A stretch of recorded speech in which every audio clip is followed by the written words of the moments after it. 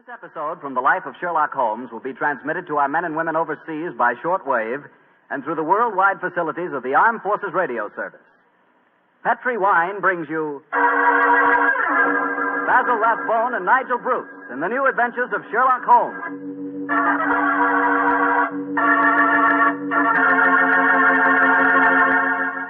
The Petri family, the family that took time to bring you good wine, invite you to spend the next half hour listening to Dr. Watson tell us another exciting adventure he shared with his old friend, the world-famous detective, Sherlock Holmes. As for me, I'd like to leave you with one thought. Namely, the best way to begin a good meal is to start it off with a glass of Petri California sherry. While you're waiting for dinner to be ready, just sit back, take it easy, and sip some of that wonderful Petri sherry. Now, there's a wine. Hold that Petri sherry to the light and look at that rich amber color. Smells good, too, doesn't it? And just wait for that first sip. What a flavor. No kidding, you'll find that Petri sherry can turn the usual before-dinner lull into a real event. Petri sherry is the best beginning a good meal ever had. Try it. And say, if you like your sherry dry, not sweet, just ask for Petri California Pale Dry Sherry. But no matter how you like it, you're sure to like it if the label says Petri. See for yourself.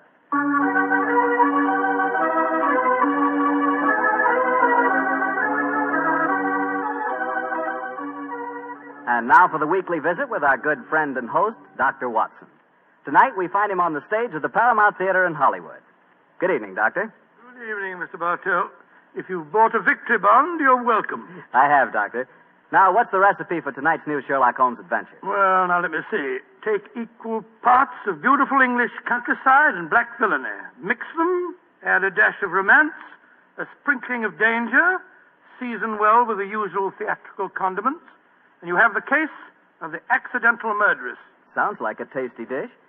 How did the story begin, Doctor? On a beautiful summer day in 1895, Holmes had just concluded his famous investigation of the sudden death of Cardinal Tosca, an inquiry which was carried out at the express desire of His Holiness the Pope. And in consequence, the great man felt that a couple of weeks' rest in the heart of Warwickshire would be a pleasant change after our rather strenuous adventures in Italy. And so, Mr. Bartell, we went to Stratford-on-Avon. Oh, the home of Shakespeare, huh? Quite right, my boy. As a matter of fact, that was the reason that decided us to go there. Holmes was a great lover of the drama, and at the time my story begins, the Shakespearean Festival was in full swing. For the first week, our life there was calm and peaceful. During the daytime, we visited the local places of interest, such as Anne Hathaway's cottage and Shakespeare's birthplace, and the evenings found us at the theater. It was on a Tuesday, I remember, during our second week's stay, that the trouble began. Holmes and I had gone for a walk through the nearby forest of Avon. He was in unusually good spirits that morning, and there was a distinct twinkle in his eye as he said... Watson, for once I begin to wish that I were a man of wealth. Oh, and what makes you say that, Holmes? The beauty of this place, old fellow. I'm perfectly certain I'd be happy in retirement here. It's rather depressing to think that in a week or two the sordid necessity of making money will demand my return to Baker Street in a world of criminals. No, I must say that in an environment like this, it is a little hard to think of crime. How does the old saying go? Where every prospect pleases, and only man is vile. Yes, but Shakespeare puts it even better, old chap. Oh, really? What's he say? Oh, surely you remember the speech in As You Like It. We saw the production 2 nights ago. Oh, I don't remember the speech. How did it go? In this setting, it's really remarkably apposite. Are not these woods more free from peril than the envious court? Here feel we but the penalty of Adam, the season's difference. Don't you remember? Sweet are the uses of adversity, which like the toad, ugly and venomous, wears yet a precious jewel in his head. And this our life exempt from public haunt finds tongues in trees, books in the running brooks, sermons in stones, and good in everything. I would not change it. Upon my soul, you read that much better than the fellow on the stage the other night. Don't tell me I adopted the wrong profession, Watson. Oh, dear me, wait a minute. Path seems to end here. Nothing but dense trees ahead of us. There's another path over there. I think it leads down to the river. Then let's follow it. The Avon is always... Great Scott, that was a... Holmes! Holmes, you hurt? Yes, I think I am.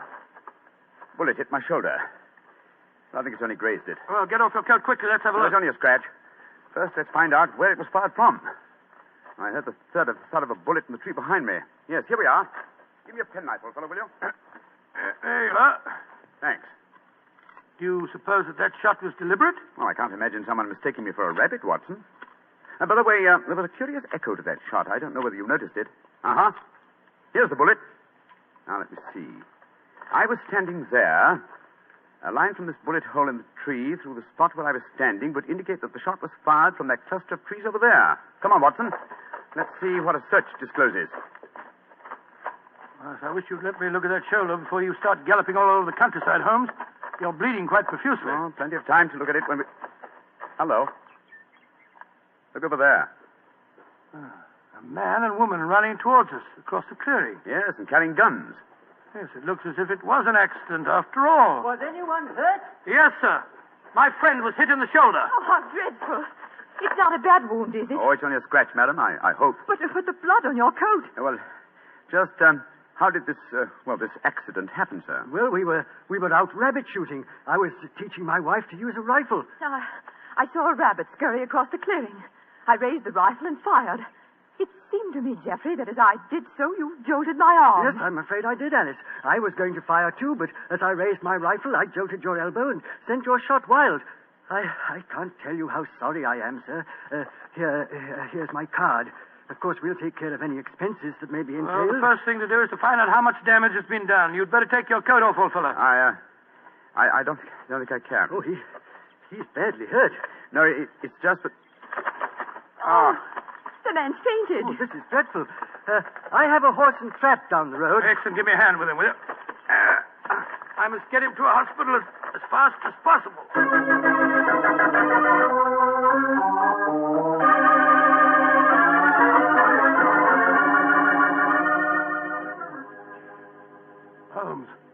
Holmes, you feeling any better? Has the nurse gone? Yes. She's bringing the house surgeon. And the man and his wife? They're down in the hospital waiting room. Oh. I found out their name. It's Markham. Then we're alone. Yes, old fellow. In that case, I can stop behaving as if I were at death's door. Holmes, you mean that you shammed that collapse just now? Yes, I did, Watson. Oh, Well, spare me a little pity, old chap. My shoulder's confoundedly painful, I assure you. Well, I'm sure it is. But what made you pretend to faint? I recognized this Mrs. Markham, and I think she recognized me. It's important she assume I'm out of action for a while. Oh? Mrs. Markham. Why? Well, Mrs. Markham is, in reality, the notorious Mrs. Dangerfield. You remember the Dangerfield case? The Dangerfield? Great Scott, yes. She was tried for the murder of her husband by poisoning, wasn't she? Yes, she was, old fellow. She was acquitted when the jury decided he was an habitual arsenic addict who happened to take an accidental overdose. Well, didn't you have some connection with the case?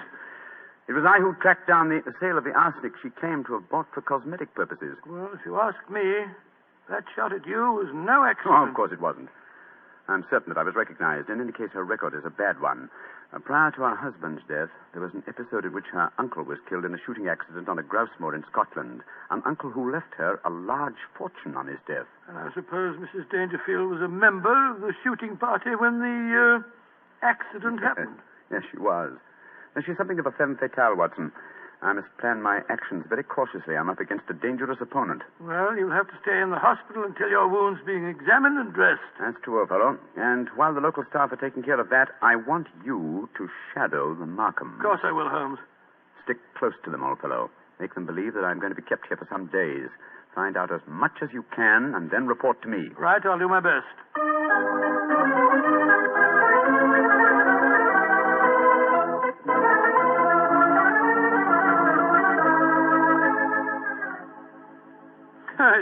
It's awfully kind of you, Mrs. Markham, to insist on having me back to your house for lunch.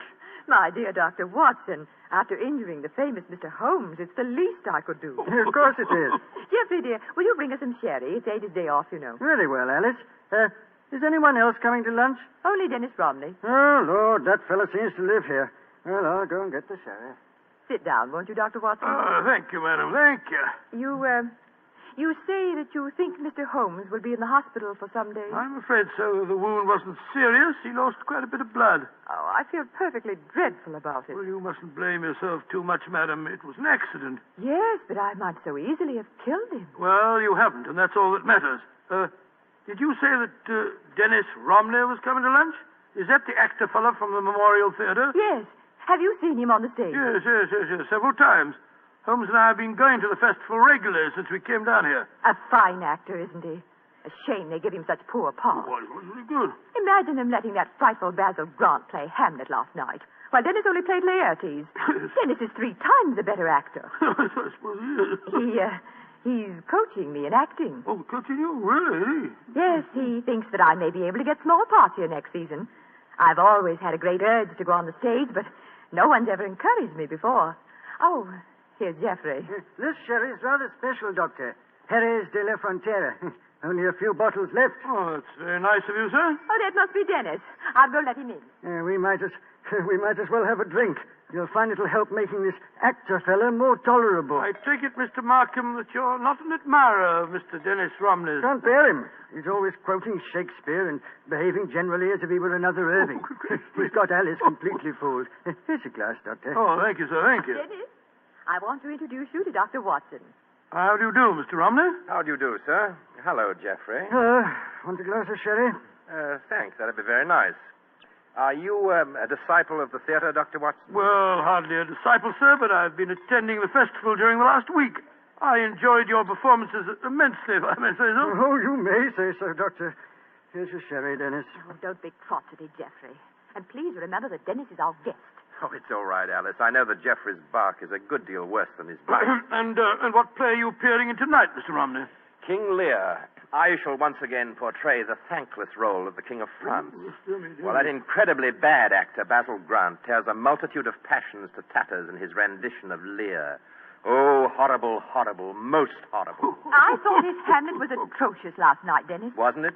When he came to his final line, the rest is silence, was as much as I could do to prevent cheering. I felt rather the same way when you were killed in the duel, Dennis. Oh, Geoffrey, you're being intolerably rude. Why don't you take Dr. Watson upstairs and show him your butterfly collection? Then at least you'll know what you're talking about. Are you interested in butterflies, Doctor? I have quite a rare collection. Oh, really? I'd like to see them very much. Come on, then. I think we just got time before lunch.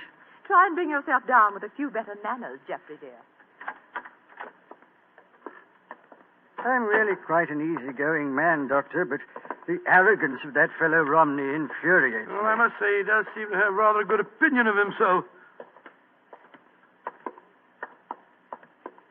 Don't put too much weight on that balcony rail. It's absolutely full of wormholes. Part of the attraction of an old house, my wife tells me. But I regard it as confoundedly dangerous.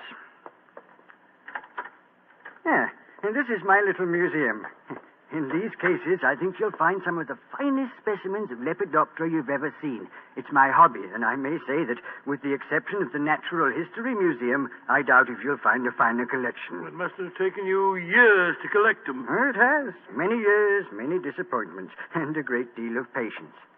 Look at this fella. He's my prize specimen, a North American monarch. North American monarch. Beautiful, beautiful. Isn't he?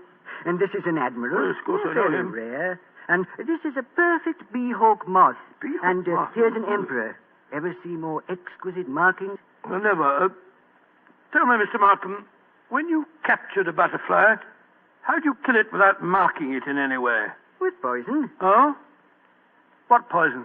Cyanide. Not arsenic? You heard me say cyanide, Doctor. The only reason I mention it is that a friend of mine collected butterflies once, and I'm certain that he always used arsenic to kill them. Why'd you keep talking of arsenic? You're trying to hint at something. No, my dear fellow. I was just curious, that's all. Yes. A trifle too curious, perhaps. There's the luncheon gong. Let's go downstairs again. I shall say, we? old man, I didn't mean to offend you. No, of course you didn't. But my nerves are a little on edge today. Must be that accident to your friend that's upset him. I really must get that balcony rail mended. Shh. What is it, sir? My wife and young Romney. They're going into lunch. Listen. Darling, why won't he understand? Arthur, you expect Mr. Dennis. Jeffrey has no imagination. He's never understood me. Well, Doctor, they say that listeners never hear good of themselves. You know, sometimes I wonder if my wife wouldn't like me out of the way. Let's go down to lunch, shall we?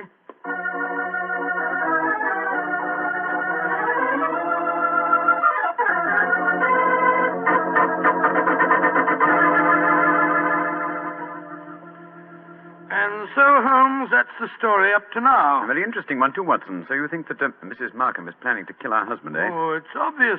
She's in love with the actor fellow, Dennis Romney. Her husband's in the way, and if she doesn't want to use poison this time, there's a perfect setting for murder in that crumbling balustrade on the landing. Mm-hmm. One push when he wasn't looking, and it'd be the end of him. And no one could prove that she did it. A charming household. And Mr. Markham became very evasive, you say, when you mentioned arsenic. Yes.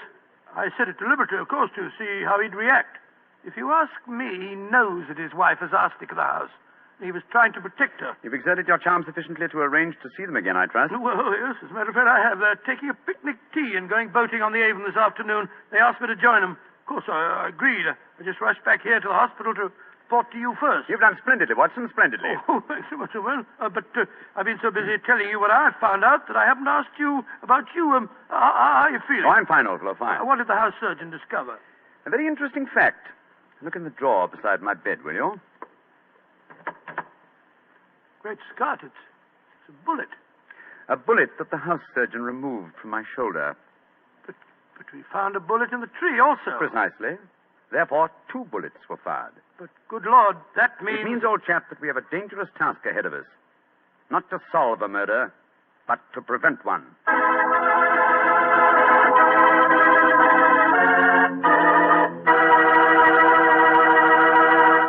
We'll hear the rest of Dr. Watson's unusual story in just a moment. Meanwhile, I'd like to remind you that good cooking becomes wonderful cooking if you serve your good food with a Petri wine. If you like a red wine, say with meat or any meat dish, try Petri California Burgundy. If white wine's your favorite, then you'll love Petri California Sauterne. It's wonderful. But Burgundy or Sauterne, whichever you prefer, it's just bound to be good if you see the letters Petri on the bottle. Because Petri wine is always good wine. And now, Dr. Watson, what happened next? We left you at Sherlock Holmes' bedside in the hospital. Did the picnic with Mr. and Mrs. Markham prove an exciting one? No, it was rather unpleasant, as a matter of fact. The 3 of them kept squabbling all the time, and just as we were coming home, something unforeseen occurred. Mr. Markham fell into the river. Well, pardon the old question, Doctor, but did he fall or was he pushed? It was hard for me to say. I had my back to him when he fell. Of course, we fished him out and rattled him back home in a trap as fast as we could. He changed his clothes at once, and as we sat round the fire a little later, I could see that he'd caught a chill. In fact, I recommended that he go to bed and stay there. Mrs. Markham agreed with me. Jeffrey, dear, I do wish you'd follow Dr. Watson's advice and go to bed. For the 5th time, Alice, I will not go to bed. I'm perfectly all right. No, it's no thanks to you and Dennis. What do you mean by that remark, Jeffrey? You know perfectly well what I mean. It wasn't an accident that I fell in the river just now. One of you two pushed me when I was struggling with the punt pole in the long reeds. Jeffrey, you're talking rubbish. Am I? You were in the boat, Dr. Watson. Didn't you see what happened? No, I didn't, sir. My back was turned to you when you fell in. Well, then we'll call it an accident. An accident that happened by a curious coincidence, just where the river is deepest and the reeds thickest. Jeffrey, I don't like your tone. You can accuse me of anything you like, but when you start suggesting that If Alice... you don't like the way I talk to my wife, I suggest that you don't come to my house. I'm going to get a scarf. I'm chilly. Dr. Watson, I must apologize for my husband's behavior. I don't know what's come over him. Oh, that's quite all right, Mr. Markham. I quite understand. Well, I wish I did. I don't mind him yelling at me, but he's being so abominably rude to you, Alice. The last couple of weeks, it's been getting worse than ever. I know. Ever since we had that argument about the insurance policies, he's been unbearable. Insurance? Yes, Doctor. We took out quite large policies on each other's lives recently. You didn't tell me that, Alice. Well, it was his idea. And yet when the insurance man came here, you'd have thought I was forcing him into taking out the policy. Insurance? Great Scott, You what, Doctor? Are you? Oh, nothing, Mr. Markham. Nothing at all. Sounds as if you don't approve of insurance, sir. Oh, it's not that, Romney. It's just that I... Who can that be? I wasn't expecting anyone. Answer the door, Dennis, will you? Yes, sounds as if Jeffrey's already done so. Oh, Alice, we have a visitor. Holmes, you shouldn't be up. Good evening, Mrs. Markham. Hello, Watson. Well, I'm delighted to see you, Mr. Holmes. So I understood from your friend that you'd be in the hospital for several days. The constitution of an ox and the obstinacy of a mule, two characteristics of mine, have combined in making possible an early departure from the hospital. How do you do, Mr. Romney? I think I've seen you at the theater. My name is Sherlock Holmes. How do you do, sir? You'll stay to supper, I hope. If it's not inconvenient, Mrs. Markham. Of course it isn't. I'll go in and arrange for it. Upon my soul, Holmes, I'm glad to see you. And are you, old fellow? Let's take a stroll on the terrace, shall we? It's rather warm inside this evening. You can go out through the French windows. Oh, thank you, Mr. Markham. Holmes, are you quite sure that you're well enough to go walking about? Of course I am. You must tell me, Watson, what the latest developments are. In the meantime, I myself have not been idle. Yes, Watson, I think our stage is set, and I have a feeling that I may contribute to a rather dramatic last act curtain.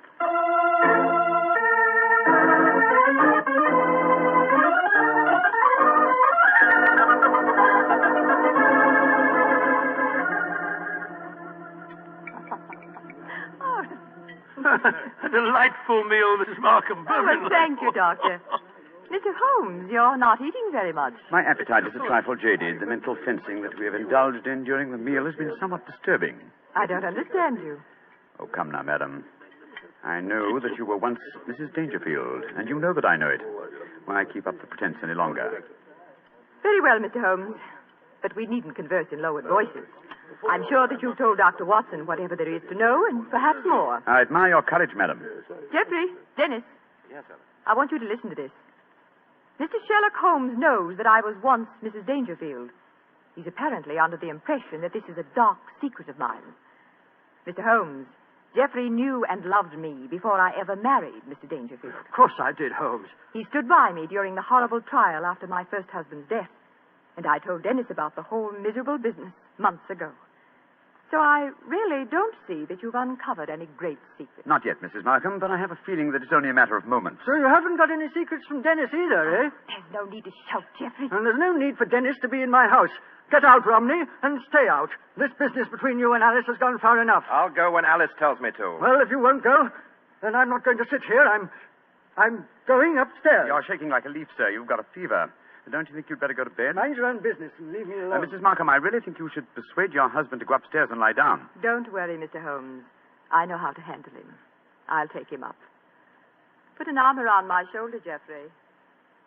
Come along. We should follow them, Holmes. They have to pass that crumbling banister on the landing. With him in that state, she might try to... What are you suggesting, Doctor? Come and watch, both of you. We can observe them both from the foot of the stairs here. They're on the landing. She's on the outside. Look. Markham stumbled against her. He's pushed her against the railings. Look out! Come on, it's the stairs. Alice, are you all right? Yes, but Jeffrey tried to push me through the railing. That's a lie. No, it isn't, sir. The three of us were watching you from below. But the railing held. I don't understand. I can explain that, Watson. This afternoon, while you were all at your picnic, I came here with a local carpenter. You had informed me, old fellow, that it was the maid's day off, and I took the liberty of reinforcing that decaying woodwork. What the blazes do you think you've been up to, Holmes? Preventing murder, sir, and finding the true solution to the Dangerfield case. What do you mean, Mr. Holmes? The true solution. Surely it's obvious to you, Mrs. Markham. You have told us that your present husband loved you before you married Mr. Dangerfield. It was he who accidentally killed your uncle so that you might inherit a fortune. It was he who accidentally gave your first husband an overdose of arsenic. Arsenic that he obtained for the purpose of destroying butterflies. Yes. It was he who tried to send you to your death by pushing you through those railings. And all the time, Mrs. Markham, I thought that you were the potential murderer. You fellows have got hold of the wrong end of the stick. All I've been trying to do is to conceal the fact that my wife was a murderess. Jeffrey, how can you say that? Markham, if you were a Just a younger moment, man... Mr. Romney. I'm not through with him yet. This talk is all very dramatic, Mr. Holmes, but I wonder how you're going to be able to prove it. Dr. Watson, Mr. Romney, and I will testify to the attempt that you've just made on Mrs. Markham's life. Yes, and what about the attempt on your life, Holmes? Obviously, it was Markham who fired at you in the woods. But my wife has already admitted firing the shot. True, sir. But 2 shots were fired. The one that your wife fired, we found in the tree. The one that you fired was extracted from my shoulder in the hospital. Then the two shots were fired simultaneously. You remember, Watson, that I commented at the time on a curious echo. Mrs. Markham told us that her arm was jolted as she pulled the trigger. That was when the other rifle was fired. Mr. Markham didn't want me on the scene when he staged his latest accident, and so he tried to kill me. What kind of a devil have I been living with all these years? I think I'm going to kill you, Don't Markham. come near me. Keep him away from me. Leave him to the law courts, Mr. Romney. British justice may be slow, as indeed it was in the Dangerfield case, but in the long run, it is sure. You'll find that out, Mr. Markham, on the gallows.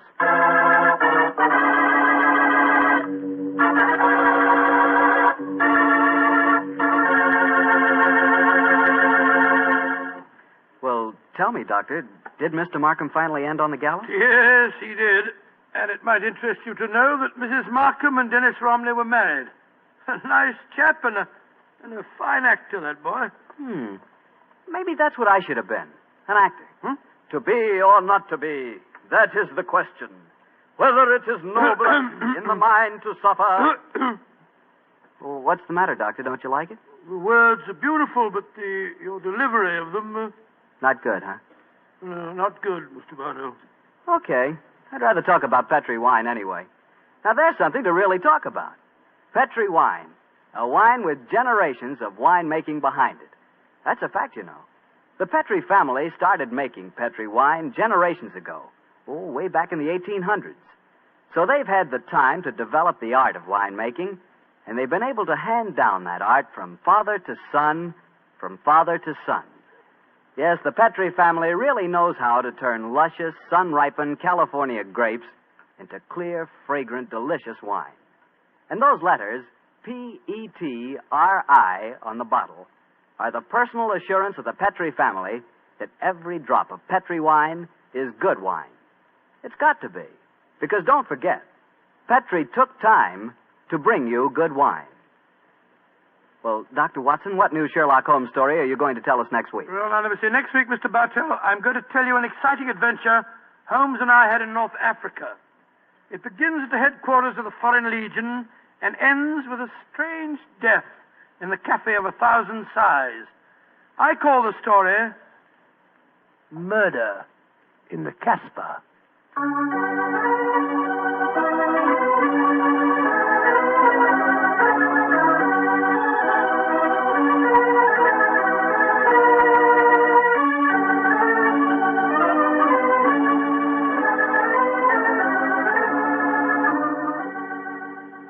Tonight's Sherlock Holmes adventure is written by Dennis Green and Anthony Boucher and was suggested by an incident in the Sir Arthur Conan Doyle story, The Adventure of Black Peter. Music is by Dean Fosler. Mr. Rathbone appears through the courtesy of Metro-Goldwyn-Mayer and Mr. Bruce through the courtesy of Universal Pictures, where they are now starring in the Sherlock Holmes series.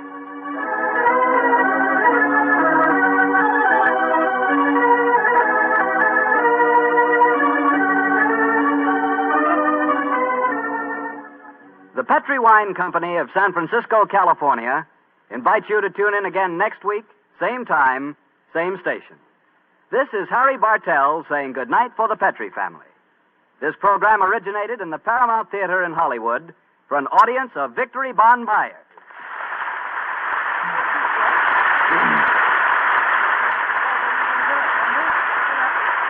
This is the Mutual Broadcasting System.